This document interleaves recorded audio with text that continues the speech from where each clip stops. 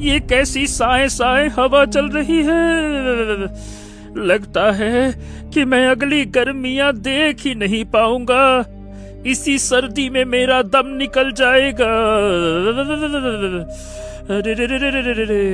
बेचारा ढोलू ठंड के मारे सिकुड़ा जा रहा था और तभी वो देखता है कि उसका मालिक सखाराम अपना बिस्तर लगा रहा था। अरे दादा रे दादा, बहुत जाड़ा है रे बाबा। हाँ, सारे दिन इसी पल का इंतजार किया कि कब रात हो और कब मैं अपनी नरम नरम और गरम गरम रजाई में सो जाऊं। सखाराम को रजाई में दुबक कर लेटते देखकर तो अब ढोलू का लालच और बढ़ गया। अरे अरे वाह मालिक, आपकी रजाई तो बहुत अच्छी लग रही है। हम क्या करें? हाँ तो और क्या रे ढोलू, अरे आज ही बाजार से लेकर आया हूँ, पूरे 1000 रुपए की है। हाय हाय हाय हाय हाय हाय, क्या मजेदार रजाई है, पूछ मत। देख, इसमें घुसते ही आलस आने लगी। ऐसा लग रहा है जैसे ये रूई नहीं, हा, बादल हो और मैं बादलों के बीच में सो रहा हूँ। आए हाय हाय, आए हाय हाय हाय। वाह वाह वाह वाह वाह, सुनकर ही मजा आ गया। मालिक, मुझे भी एक रजाई ला दो ना, ठंड से मेरी जान निकल रही है। क्या कहा तूने? तुझे क्या चाहिए? रजाई? अरे रे रे रे रे, इसमें हंसने की क्या बात है मालिक? मैंने ऐसा भी क्या गलत कह दिया? एक रजाई ही तो मांगी है, आपकी किडनी थोड़ी ना मांग ली है। अरे रे रे रे। हंसू नहीं तो और क्या करूं रे ढोलू? कभी देखा है किसी गधे को रजाई ओढ़ते हुए? अगर मैंने तुझे रजाई ला दी तो सारा गांव मुझ पर हंसेगा कि देखो भैया देखो, सुखी का गधा रजाई ओढ़ता है। चल अब चुपचाप कर और जा, उधर गुदड़ी पड़ी है, उसी को ओढ़कर सो जा, बड़ी ठंड है। सखाराम ने ढोलू का सीधा सीधा अपमान कर दिया था। अब ढोलू गुस्से में गुदड़ी को लात मारकर एक कोने में जाकर बैठ जाता है। अरे भला ये भी कोई बात हुई? अरे बाकी गधे नहीं ओढ़ते तो क्या मैं भी रजाई ना ओढ़ूं? कितनी बदबू आ रही है इस गुदड़ी से। खुद तो मस्त नरम नरम रजाई में सोता है और मुझे ये बदबूदार गुदड़ी दे दी है। मैं इसे नहीं ओढ़ने वाला, चाहे ठंड से मर ही क्यों ना जाऊं। हाँ नहीं तो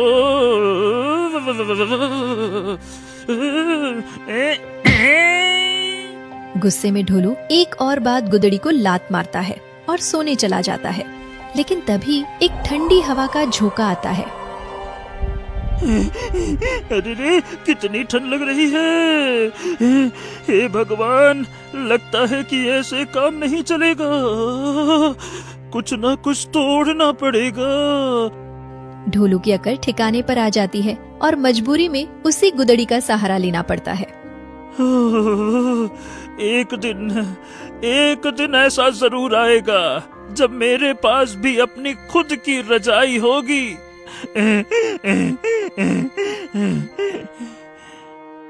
अगली सवेरे सखाराम चिल्लाकर ढोलू को उठाता है। अरे ओ लाट साहब, अरे उठ जा रे, उठ जा, सवेरा हो गया, कब तक सोता रहेगा? नहीं तो तुम आज्ञा करो तो मैं ही चला जाता हूँ बाजार में सामान ढोने, और तुम राजकुमार के जैसे यहाँ आराम से सोते रहना। वैसे तो ढोलू को सखाराम के ऐसे उठाने पर बहुत गुस्सा आता था, लेकिन आज वो पहले आवाज में ही उठ जाता है। अरे नहीं नहीं नहीं नहीं मेरे प्यारे मालिक, मेरे रहते आप इतनी तकलीफ क्यों लेंगे? मैं हूँ ना, मैं जाऊंगा, मैं सारी मेहनत मजदूरी करूंगा, आप बिल्कुल निश्चिंत हो जाओ मालिक। आप मालिक, मैं गधा। काम कौन करेगा? गधा करेगा। इतना कहकर ढोलू काम पर लग जाता है। हैं? इसको क्या हो गया? अचानक से बहुत सुधर गया। खैर मुझे क्या, चलो भाई काम पर लगते हैं। ढोलू ने आज सारा दिन जी जान से मेहनत में लगा रहा और अपनी क्षमता से दोगुना ज्यादा काम किया। और फिर दिन खत्म होने पर बड़े आस से वो सखाराम को देखे ही जा रहा था। अरे अरे अरे, अब बस भी कर जा ढोलू। क्या तू मुझे ऐसे ही देखता रहेगा क्या? चल बता, क्या चाहता है तू? मैं क्या सवाल किया है मालिक? जानना है ना आपको कि मैं क्या चाहता हूँ।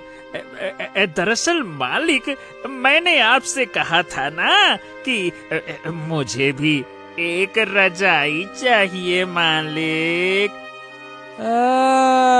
बस बस बस बस, फिर वही रजाई की रट। अब समझ में आया कि राजा बेटा आज सुधरे हुए क्यों लग रहे थे। दिन भर मेहनत दिखाकर मुझे पिघलाने की कोशिश कर रहे थे, हैं? इसीलिए तू ये सब कर रहा था, है ना? क्यों? नहीं नहीं नहीं मालिक, पिघलाना नहीं मालिक।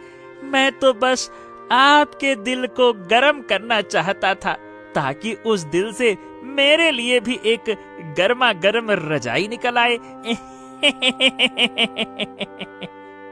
तो ये बात है। अच्छा सुन ढोलू, मुझे आज रात काम से शहर जाना है और मैंने रजाई धुलकर सूखने के लिए डाल दी है। रात भर हवा लगेगी तो अच्छा रहेगा। तो तू अगर आज रात मेरी रजाई की रखवाली करेगा तो कल मैं तेरे लिए जरूर मस्त मस्त रजाई ला दूंगा खरीद कर। सखाराम की बात सुनकर ढोलू खुशी से झूम उठा। क्या सच में मालिक? ये बात पक्की है ना? जो आपने कहा है वो करोगे ना आप? बाद में आप मुकरोगे तो नहीं? खाओ, कसम खाओ मालिक। अरे हाँ रे बाबा, तेरी कसम। अब खुश? अब तू अपना काम ठीक से करना। सखाराम काम से शहर चला जाता है। ढोलू खुशी से इतना गदगद हो जाता है कि पूरी रात आंख में एक भी झपकी नहीं लेता। बस ढोलू, थोड़ी सी ठंड और सह ले। कल तेरी भी अपनी रजाई होगी।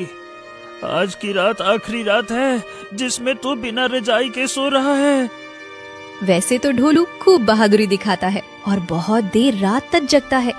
आधी रात को अचानक तेज हवा चलती है और सखाराम की रजाई तार से उड़ जाती है और सीधा ढोलू के ऊपर जा गिरती है। लेकिन ढोलू इतनी गहरी नींद में सो रहा था कि उसे कुछ पता ही नहीं चलता।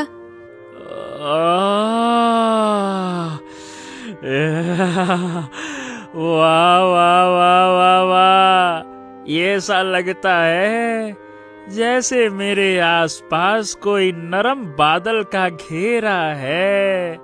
कितना प्यारा सपना है ये। वाह वाह वाह वाह वाह वाह। ढोलू अनजाने में सारी रात रजाई में सोता है और सवेरे जब सखाराम वापस आता है तो चौंक जाता है। अरे क्या रे ढोलू के बच्चे, तेरी इतनी मजाल कि तू मेरी रजाई ओढ़कर सो रहा है, हैं? मौका क्या नहीं मिला कि तूने मालिक की रजाई ओढ़ ली। सखाराम गुस्से में पास पड़ा डंडा उठाता है। आज तो तेरी खैर नहीं, रुक जा। अरे तेरी तो आई आई आई आई आई आई आई, अरे अरे मालिक, मैंने क्या कर दिया? आई आई आई आई। ढोलू बेचारा अभी नींद से जागा भी नहीं था और उस पर डंडों की बरसात हो गई। अरे निकम्मे गधे, तेरी इतनी मजाल कि अपने मालिक की रजाई ओढ़कर सोता है।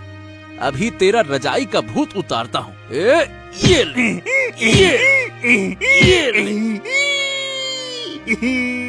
सखाराम से डांट और मार खाने के बाद ढोलू का दिल टूट जाता है। जब सखाराम जी भर के मार लेता है तब वो अपनी रजाई लेकर चला जाता है। ढोलू भी चुपचाप घर से दूर खेतों की तरफ जाकर बैठ जाता है। अरे रे रे रे रे रे रे रे रे, मेरी पीठ को सुजा दिया। शायद मैं रजाई के लायक ही नहीं हूँ। इसीलिए इतनी कोशिश के बाद भी मेरे हाथ बस मार लगी। अब मैंने कोई बेईमानी नहीं की, मगर मालिक को झूठ लगा। शायद गधे कभी गरम रजाई में नहीं सो सकते, यही गधों की किस्मत है। वो अकेला खेत के किनारे बैठा हुआ था कि तभी उसे पीछे से एक धीमी सी आवाज सुनाई देती है। अरे ओ ढोलू! ढोलू पलटकर देखता है तो बसंत काका खड़े थे। ये उन्हीं के खेत थे जिनके किनारे ढोलू बैठा हुआ था। क्या रे ढोलू, क्या बात है? तू इतना दुखी क्यों बैठा है रे? क्या सखाराम ने आज तुझे खाना वाना नहीं दिया क्या? क्या बताऊं काका, खाना नहीं, पेट भर के मार जरूर दी है आज मालिक ने। सुझा दिया, हाँ, मार मार के मेरी पीठ। हैं? अरे मगर क्यों? उसने क्यों मारा तुझे? क्या बात है? क्योंकि मैंने अपनी खुद के लिए रजाई मांगी थी। बस एक रजाई, बहुत ठंड लगती है और ये मेरे मालिक को गवारा नहीं, इसीलिए मुझे धुन दिया, सुझा दिया मेरी पीठ। अरे बस इतनी सी बात, यह तो बहुत छोटी समस्या है। इसका हल तो मैं अभी निकाल देता हूँ। ये सुनकर तो भोलू की आंखें खुशी से चमक गईं। उसने तुरंत पूछा, हैं? क्या सच में? तो बताइए ना काका, मैं क्या करूं? देख, अगर तेरा मालिक तुझे रजाई नहीं देता तो तू मेहनत कर और खुद अपनी रजाई कमा ले। अरे तू वैसे भी इतना मेहनती है, तेरे लिए कोई बहुत बड़ी बात थोड़ी ना है। क्या? लेकिन मैं कैसे कमा सकता हूँ? मैं तो बस बोझा ढो सकता हूँ, और वो भी अपने मालिक के लिए ही। हाँ, अगर तुझे बोझा ढोना आता है तो वही कर, लेकिन सिर्फ और सिर्फ सखाराम के लिए नहीं, बल्कि पूरे गांव के लिए। और मैं तुझे एक से बढ़कर एक काम दिला दूंगा। बस तू दिल लगाकर काम करना और अपनी कमाई अपने पास रखना, फिर रजाई ले लेना। ढोलू को बसंत काका का ये विचार बहुत अच्छा लगता है